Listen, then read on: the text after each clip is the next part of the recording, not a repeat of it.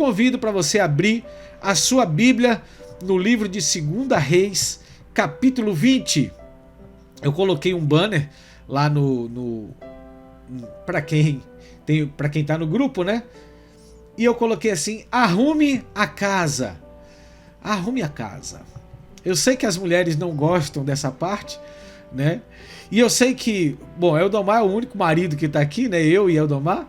E eu pelo menos ajudo a minha esposa sempre aqui, ó. Fala mais alto pro povo ouvir. Sempre. Aí, tá vendo? Ajudo sempre. Na verdade não tem assim, não é que eu ajudo. Nós dividimos, então ninguém ajuda aqui. Todo mundo aqui faz a sua parte. Os nossos filhos também ensinamos desde pequeno a ajudar em casa. Cada um tem as suas responsabilidades. Então esse é o papel. Mas o título de hoje é Arrume a Casa. E nós vamos conhecer a história de um rei que Deus mandou que ele arrumasse a casa. 2 Reis, capítulo 20, começa assim o texto da palavra de Deus. Eu estou lendo na Nova Versão Internacional. Se você tiver uma outra versão, talvez esteja um pouco diferente. Mas na Nova Versão Internacional diz assim: naquele tempo, Ezequias ficou doente. Bom, para a gente já começar entendendo, que tempo é esse, né? Porque 2 Reis capítulo 20 começa falando naquele tempo. Que tempo, né? Bom, se a gente começa a ler do capítulo 19, nós vamos entender o que estava acontecendo ali no capítulo 19. No capítulo 19, Ezequias estava sendo afrontado por um outro rei de um outro reino chamado Senaqueribe. E Senaqueribe desafiou Ezequias, que era rei de Judá, desafiou Ezequias dizendo assim: olha, o seu Deus não vai te livrar.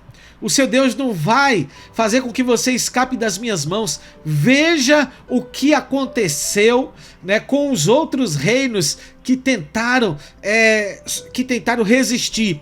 Eles foram aniquilados.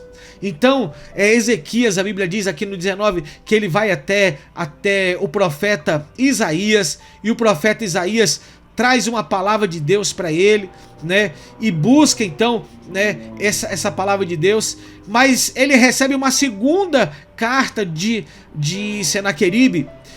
E Deus já tinha falado pelo profeta Isaías, né, para ele não se preocupar, que nada ia acontecer de ruim, que tudo ia dar, que Deus ia guardá-lo. Mas então agora, quando ele recebe a segunda carta, ele mesmo vai diante do Senhor e ele ora, ele faz uma oração muito linda. Ele fala: Senhor, Deus de Israel, que reine em seu trono entre os querubins. Olha que lindo. Ele começa uma oração de adoração. Você lembra que quando Jesus nos ensina a orar, ele começa adorando, né? Ele começa declarando que Deus é o Pai, né? Pai nosso que estás nos céus, santificado seja o teu nome. Então ele começa a sua oração com uma adoração. E Ezequias aqui, muito antes de Jesus ensinar a oração que a gente chama de oração do Pai Nosso, ele já tem um modelo aqui de uma oração. Ele fala assim: Senhor Deus de Israel. Primeiro ele reconhece que Deus é o Deus de Israel, é o Deus dele, é o Deus do povo que ele servia. E ele diz assim: que reine em seu trono. Então ele coloca Deus no seu trono. Então você lembra que Jesus fala assim: venha o teu reino? Se a gente fosse trabalhar essa oração de Jesus e essa oração de Ezequias, nós íamos encontrar muitas similaridades. Mas eu não quero focar nessa oração. E ele diz assim: Senhor Deus de Israel, que reine em seu trono entre os querubins, só tu és Deus sobre todos os reinos da terra. E ele declara que foi o Senhor. Ele diz assim: tu criaste os céus e a terra. E aí então, depois que ele adora, que ele está na presença do Senhor, ele coloca a petição dele, ele coloca aquilo que está afligindo o coração dele, ele coloca aquilo que está amargurando o coração dele. Ele diz assim: dá ouvido, Senhor, e ouve as palavras que Senaqueribe enviou para insultar o Deus vivo, né? Ele transfere a bronca de Senaqueribe contra o reino de Judá, ele transfere para Deus. Fala assim: ó, o insulto foi contra o Deus vivo, porque ele falou que não tem Deus que possa nos livrar. Deus, o Senhor não vai deixar isso barato não, né? Então, se você continuar lendo depois 2 Reis 19, você vai ver que Deus disse para Ezequias, não se preocupe, eu vou à vossa frente, eu vou colocar um anzol nas narinas de Senaqueribe e vou retirá-lo. Ele nem sequer vai atacá-lo, nem uma flecha ele vai atirar contra vocês. Então, nós vimos aí, né? E no final, ele diz assim que Senaqueribe iria morrer. E no final, o último versículo praticamente do capítulo 19, diz diz assim: certo dia, enquanto ele estava adorando no seu templo ao seu Deus em Nisroque, seus filhos Adramaleque e Sarazé mataram-no à espada e fugiram para a terra de Ararate. Seu filho Azaredom foi o seu sucessor. Então, Senaqueribe foi morto pelos seus próprios filhos, como Deus havia dito a Ezequias que ele não deveria se preocupar. Então, quando a gente começa aqui no versículo 1 que diz assim: naquele tempo, foi nos tempos que Senaqueribe foi morto, né, que ele enfrentou o exército do Deus vivo, na verdade insultou o Senhor e Deus aniquilou Senaqueribe. Primeira lição para você, uma lição curtinha. Não se preocupe com aqueles inimigos que se levantam contra você se você está no caminho do Senhor. Eles não estão se levantando contra você. Eles não estavam se levantando contra Ezequias. Quando eles se levantam contra você, eles estão dizendo assim: Deus não é poderoso para te livrar. Espere. Né? Como a gente diz aqui em inglês, keep calm, né? Mantenha calma. Então fique tranquilo. Deus vai entrar com socorro na sua causa. Não existe afronta que possa vir contra a sua vida que o Senhor não vá entrar com livramento na sua causa. Então, naquele tempo Ezequias ficou doente e quase morreu. O profeta Isaías, filho de Amós, foi visitá-lo e lhe disse: assim diz o Senhor, ponha em ordem a sua casa, pois você vai morrer, não se recuperará. Eita, que palavra, hein? Quem estaria preparado para receber uma dessa aí nos peitos? Quem estaria preparado hoje, agora, se Deus chegasse para você e dissesse assim: olha, põe em ordem a sua casa. Olha, Silvana, põe em ordem a tua casa. Dejanira, põe em ordem a tua casa. Vera Lúcia, organiza aí as coisas, tudo aí que você precisa colocar em ordem. Dona Isabel, põe em ordem a tua casa. Eldomar, põe em ordem tudo aí, ó. Edna, Eduardo, né? Põe em ordem a sua casa. Porque você vai morrer. E você não vai se recuperar. Gente do céu. Não é uma palavra fácil de se receber. Mas ainda bem que Deus avisou, né? Porque muitas vezes Deus leva e não avisa nada. Deus, simplesmente chama a senha, a pessoa embarca do jeito que tiver, parte dessa para melhor ou para pior, não sei, né? Depende para onde ela vai. E ela não teve nem sequer um aviso. Na verdade, nós estamos tendo esse aviso há muito tempo. Essa palavra, põe em ordem a sua casa, ela já nos rondou há muito tempo. Né? Há muito tempo o Senhor já tem trabalhado nas nossas vidas e dito assim: anda em santidade, anda na minha presença, busca a minha presença, busca as coisas que são do reino de Deus, conserta as coisas que você precisa consertar, perdoa quem você precisa perdoar, reata com quem você rompeu, vai lá e se reconcilia com teu irmão, antes que você entregue a sua oferta no altar, porque senão nem a sua oferta eu quero receber. Vai lá, faz as pazes com seu irmão, com a sua irmã, reconcilia. Sabe aquela pessoa que você falou mal? Se arrepende, pede perdão a Deus e vai até essa pessoa, se reconcilia com ela. É isso que é pôr em ordem a casa. E o Senhor tem nos falado isso há muito tempo, várias vezes, de diversas maneiras. Deus tem nos alertado: põe em ordem a tua casa. Ninguém pode aqui um dia chegar diante do tribunal de Deus e falar: Deus, eu não sabia. Sabia. Nós sempre soubemos. Até aqueles que andam numa vida de pecado e de iniquidade, eles têm consciência do seu erro e do seu pecado. E eles sabem que eles precisam mudar a sua atitude, mudar o rumo da sua caminhada.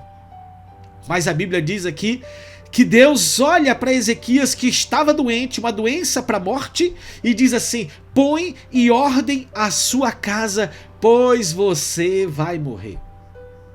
E aí no versículo 2, grava, gente, essa frase aqui: põe em ordem a sua casa, tá certo? E eu botei no nosso banner: arrume a casa. É a mesma coisa, arrume a casa, põe em ordem a casa. Gente, quando Deus está falando aqui, mas só pra gente, antes de passar para o versículo 2, quando ele está falando põe em ordem a tua casa, ele não está falando para você literalmente varrer a sua casa, arrumar a sua cama, lavar a louça que está na pia. Essas coisas você sabe que você tem que fazer, né? A gente tem que manter a casa limpa, em ordem. Isso é uma questão de higiene, isso é uma questão de bem-estar, né? Mas não é nesse sentido, né? Não é uma parede que você precisa pintar e não pintou. Hã? Exatamente. Não é uma lâmpada que você não trocou ainda. Não é uma porta que está rangendo que você não botou um óleo. Não. Essas coisas você tem que fazer e você sabe que você tem que fazer. Mas quando ele fala assim, põe em ordem a sua casa, é a sua vida. Põe em ordem coisas que estão na sua família que você ainda não resolveu.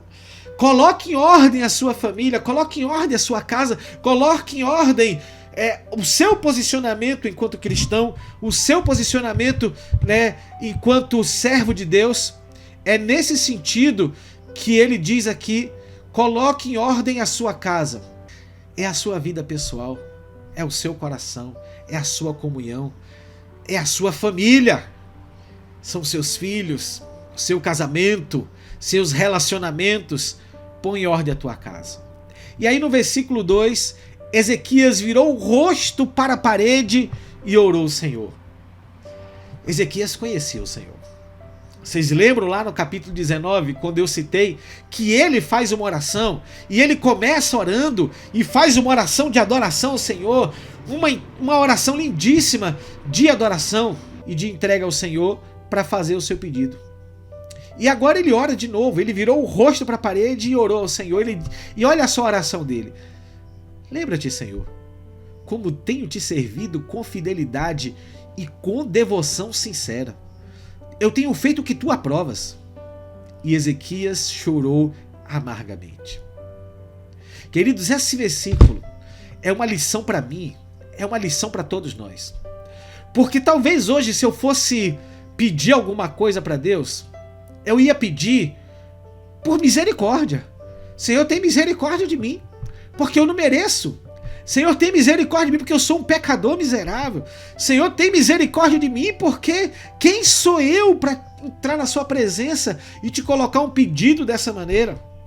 Mas olha a oração de Ezequias. Ele diz assim: lembra-te, Senhor, como tenho te servido com fidelidade. Como tem sido o seu serviço ao Senhor? Você tem sido fiel ao Senhor? O seu serviço ao Senhor tem sido um serviço com fidelidade?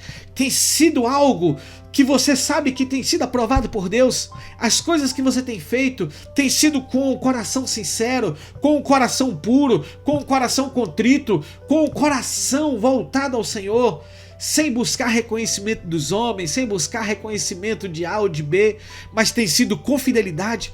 Você tem sido fiel nas pequenas coisas? Você tem sido fiel nos relacionamentos interpessoais? Você tem sido fiel quando ninguém está olhando você? Quando ninguém está vendo você? Quando ninguém está contemplando você? Você tem sido fiel a Deus? Pois Ezequias virou o rosto para a parede e disse assim: lembra-te, Senhor, como tenho te servido com fidelidade e com devoção sincera. Existe sinceridade no seu coração, naquilo que você faz no coração? Gente, que oração que nos traz uma lição forte, que nos traz uma lição verdadeira. Porque nós servimos a Deus, mas muitas vezes fazemos as coisas porque somos obrigados. Hoje é domingo, meu culto no Zoom, não preparei nada. Eu tenho que ir, né? Porque eu dei minha palavra. Meu Deus. Se eu tivesse alguém para me substituir hoje, eu colocava, eu empurrava. Tô dando exemplo de mim aqui, tá? Não tô dizendo que eu pensei isso, não. Mas tô dizendo que eu sou ser humano. Que eu já pensei isso algumas vezes. Ô, gente, eu queria hoje passear, eu queria hoje fazer alguma coisa. Eu queria que alguém pregasse no meu lugar no Zoom. Não tá errado eu passear, não tá errado eu tirar um período de folga, mas olha só o que ele diz assim, com devoção sincera. O salmista diz, alegrei-me quando me disseram, vamos à casa do Senhor. Será que a gente se alegra em saber que falta 5 minutos para o nosso culto no Zoom? Falta 5 minutos, né? Segunda-feira que tem o culto de Sil. 5 minutos, 8h55, você já está ali com o celular esperando. Daqui a 5 minutos eu vou estar na presença do Senhor com os irmãos. Porque você já tem que andar na presença do Senhor. A sua devoção sincera tem que ser o dia inteiro. A sua fidelidade tem que ser o dia inteiro. Não é durante o culto, não. Mas você está esperando o momento de estar na presença com outros irmãos para adorarmos em unidade. E aí ele diz assim, e tenho feito o que tu aprovas. Quais são as coisas que você tem feito? As coisas que Deus aprova? Você pode colocar a sua vida agora diante do altar e dizer para Deus, né, Senhor, não me leve agora não, porque eu tenho sido um servo fiel. Eu tenho te adorado com devoção sincera. E eu só tenho feito o que tu aprovas. Aqui está a minha vida. E o Senhor sabe disso, que meu coração está sincero aqui nessa oração. Gente, tem que ser macho para orar essa oração. Porque se ele tivesse mentindo, ele sabia que não ia adiantar nada. É claro que somos pecadores. É claro que Ezequias era um pecador. Mas ele também sabia o caminho da restauração. Ele sabia na época como judeu, né, como rei da tribo de Judá, ele sabia que tinha que oferecer os seus sacrifícios, os seus holocaustos ao Senhor para que seus pecados fossem perdoados. E ele cumpria isso à risca. E ele coloca isso diante do Senhor. E ele diz que Ezequias chorou amargamente. Um coração contrito e quebrantado o Senhor não desprezará. Sabe por que muitas vezes as nossas orações nem sequer passam do telhado? Deus ouve, Deus é onipresente, mas a resposta não vai vir? Porque o seu coração não está contrito nem quebrantado. Você está pedindo coisas até que podem ser relevantes, mas o seu coração não está no Senhor. O seu coração está no seu prazer. Então Ezequias aqui coloca agora o coração diante do Senhor, chorando amargamente. E aqui o versículo 4 diz assim, antes de Isaías deixar o pátio intermediário, a palavra do Senhor veio a ele. Isaías, o profeta de Deus. Então ele diz assim, volte e diga a Ezequias, líder do meu povo, assim diz o Senhor, Deus de Davi, seu predecessor. Ouvi a sua oração e vi as suas lágrimas. Eu o curarei. Oh, aleluia. Como é bom a gente saber que Deus ouve a nossa oração. Como é bom saber que Deus não apenas ouve, mas responde às nossas orações. Quantos clamores, quantas orações já foram feitas sinceras aqui nessa sala do Zoom, nas terças-feiras, quando nós jejuamos o dia inteiro, estamos aqui, um dia inteiro de jejum, e a gente se reúne aqui várias vezes em oração aqui nessa sala. A gente se quebranta, a gente coloca diante do Senhor, e na semana seguinte a gente ouve, olha, aquela pessoa que nós oramos, Deus curou, aquela pessoa que estava na UTI, ela saiu, tá bem, sabe aquele diagnóstico de câncer, foi curado. Quantos testemunhos nós temos ouvido aqui? Deus ouviu a oração de Ezequias. E ele disse que não apenas ouviu a oração, mas ele disse assim, eu vi as suas lágrimas. Não eram lágrimas de crocodilos, não eram lágrimas mentirosas, eram lágrimas que se derramaram na presença do Deus, de alguém que estava pedindo Deus. Deixa eu ficar mais um pouquinho aqui. Eu sei que a minha senha chegou, eu sei que a minha hora chegou. Deixa eu ficar só um cadinho mais. Eu vou colocar aqui um motivo. Sou fiel, minha adoração é sincera, minha devoção é sincera, é verdadeira, e eu tenho te servido com integridade. Não tenho encontrado erro no meu serviço a ti. Ele tinha o que apresentar para Deus. Mas nós somos imperfeitos. Ah, mas nós somos pecadores. Ah, mas nós somos falhos. Ah, pastor, mas eu não sou igual a Ezequias. Eu sou tão falho. Ah, eu falo aquilo que eu não queria falar. Eu faço aquilo que eu não queria fazer. Ah, eu pego aquilo que eu não queria pegar. E agora? Arrependa-se. Nós temos um advogado junto do Pai, que é Cristo Jesus. E quando você derrama suas lágrimas em arrependimento ao Senhor, Ele te perdoa de todos os seus pecados. Aliás, o perdão Ele já derramou na cruz do Calvário. A gente recebe o perdão pela fé depois que a gente peca, mas a gente já foi perdoado na cruz. Ele não vai morrer de novo, não vai derramar um novo sangue. Aquele sangue que Ele derramou já tem poder para perdoar todos os nossos pecados. A gente apenas faz o caminho da restauração. Como Edna gosta de dizer, né? Consertar a ponte. Né? Quando a gente peca, a gente quebra a ponte. A gente não tem mais acesso a Deus. Não tem mais acesso à presença de Deus. E quando a gente se reconcilia pela cruz, então a cruz vira nova ponte. E a gente então passa a ter acesso à presença de Deus. Talvez você olhe para você e fale assim: eu não sou como Ezequias, não.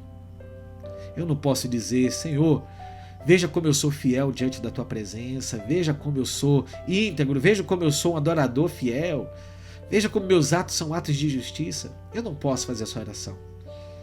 Você pode. Pelo poder do sangue de Jesus, você pode. Pelo poder do sangue de Jesus, você é justificado. E a Bíblia diz: nenhuma condenação há para quem está em Cristo Jesus. Então hoje, o lugar que nós temos que estar, o lugar que nós temos que ir, é para os braços de Cristo, é estar em Cristo, porque nele nenhuma condenação há. Arrume a sua casa. Arrumar a sua casa, queridos, é você colocar a sua vida em ordem. Arrumar a sua casa é você colocar circunstâncias na sua vida, da sua vida em ordem. Arrumar a sua casa é você estabelecer diante de Deus um relacionamento e uma comunhão restaurada pelo poder do sangue de Jesus.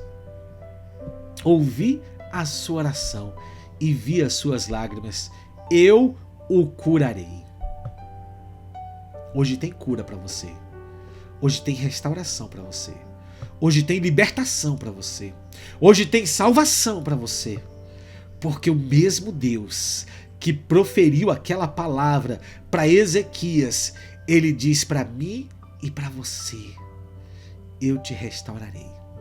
Eu te curarei. Eu trago vida e vida para você. Então fica aí o desafio: pôr em ordem a casa. Eu sei as coisas aqui na minha casa física que eu preciso colocar em ordem. Aliás, engraçado, né? Essa semana nós estamos renovando o nosso aluguel e então essa semana a casa foi vistoriada para a gente renovar o aluguel. Aqui no Canadá é muito diferente daí no Brasil, né?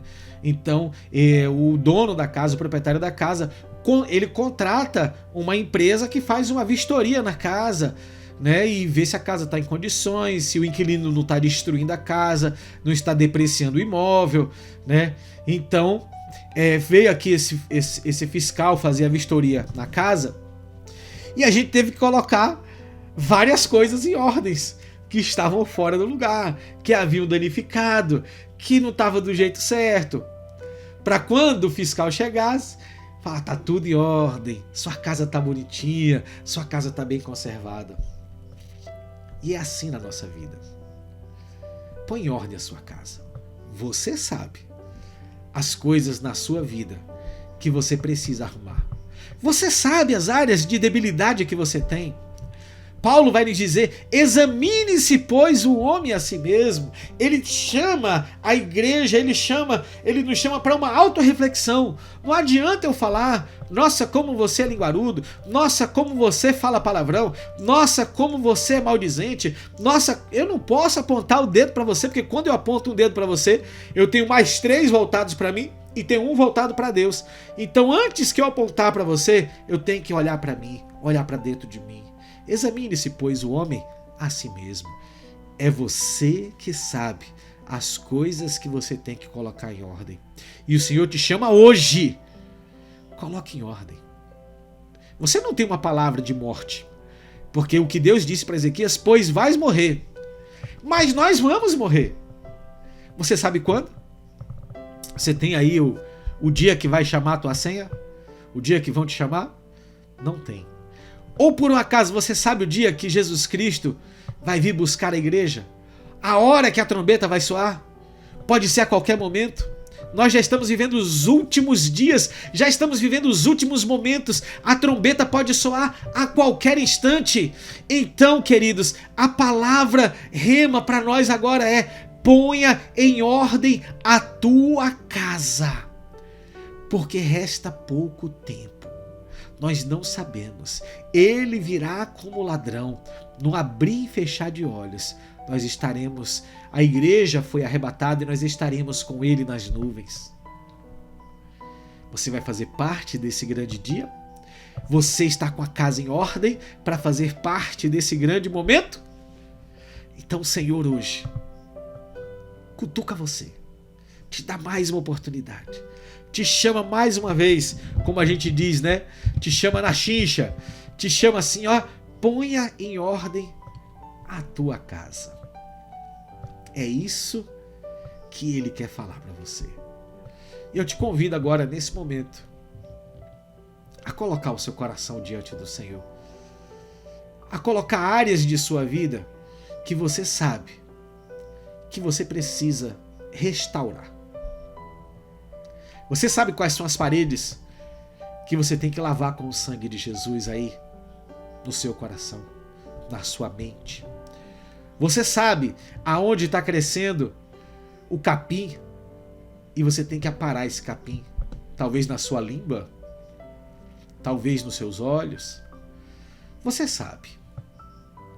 E hoje é o momento de nós nos debruçarmos diante do Senhor, agradecer a Ele pela oportunidade que Ele nos dá, pelo alerta que Ele nos chama e a oportunidade que Ele nos dá de colocar nossa casa em ordem. Se a minha senha for chamada hoje, eu estou pronto. Você estaria pronto? Você estaria preparado? E aí Ezequias disse: olha, eu tenho uma vida de devoção, eu tenho uma vida de fidelidade. Lembra como eu tenho te servido com fidelidade e com devoção sincera e tenho feito tudo o que aprovas? Você sabe o que você precisa mudar na sua caminhada para chegar a esse ponto de ser um adorador que o Pai procura. Não para se gabar, não para dizer eu sou melhor do que ninguém, eu sou mais santo do que os outros. Importa que ele cresça e que eu diminua, mas o que eu quero mesmo é ser encontrado por ele todos os dias em adoração. Pai querido, estamos na tua presença e nesse momento nós colocamos o nosso coração diante do teu altar. Obrigado por essa palavra que nos chama a um arrependimento, que nos chama a um conserto, que nos chama a uma restauração contigo, Senhor. Senhor, quantas áreas precisam ser colocadas em ordens, quantas coisas, Pai, nós precisamos colocar diante do teu altar, quantas coisas nós precisamos deixar para trás, abrir mão, nos arrepender. E hoje o Senhor nos chama para colocar a casa em ordem. Clamamos pelo poder do teu sangue, Senhor. Perdoa os nossos muitos pecados, perdoa as nossas muitas iniquidades, Senhor. Pelo poder do teu sangue, Senhor, não queremos ser os mesmos, Senhor Jesus, de antes, mas queremos ser transformados pelo teu sangue. Queremos a cada dia mais parecer com Cristo, queremos a cada dia mais ter a imagem e semelhança de Cristo, queremos a cada dia mais ser sal que salga e luz que ilumina, queremos a cada dia mais representar o teu nome, queremos cada dia mais que as pessoas olhem para nós e vejam a tua glória através das nossas vidas, queremos a cada dia mais, Senhor Jesus, te conhecer em intimidade, queremos a cada dia mais, Senhor Jesus, apresentar apresentar os nossos corpos como sacrifícios vivos, santo e agradáveis ao Senhor. Queremos cada dia mais levantar mãos para Ti, mãos sem iras nem contendas. Queremos cada dia mais, Senhor, deixar de apontar o erro das pessoas que estão à nossa volta, tirar, Senhor Jesus, parar de apontar, Senhor, o cisco que estão nos olhos dos outros e olhar que temos traves em nossos olhos e tirar essas traves, Pai querido, em nome de Jesus, clamamos pela Tua graça, pela Tua misericórdia, porque a palavra já foi dada. O Senhor já está vindo buscar a sua igreja. O Senhor está às portas. O Senhor está à porta. E o Senhor, Pai querido, está bem próximo. E eu creio, Senhor, que falta muito pouco tempo. Ainda assim, Senhor, se o Senhor tardar, não sabemos quando o Senhor vai recolher nenhum de nós aqui. Pode ser agora, pode ser por uma doença, pode ser por um acidente. Senhor, nós queremos estar preparados em todo momento, em todo instante. Queremos ter certeza de que estamos em comunhão contigo. Por isso, Espírito Santo de Deus, não nos abandone. Espírito Santo de Deus, a cada erro, a cada vacilo, nos chame a atenção, nos leve ao arrependimento, nos leve ao quebrantamento, nos leve à restauração da comunhão com o Pai. Em nome de Jesus, em nome de Jesus, em nome de Jesus. Amém. Glória a Deus.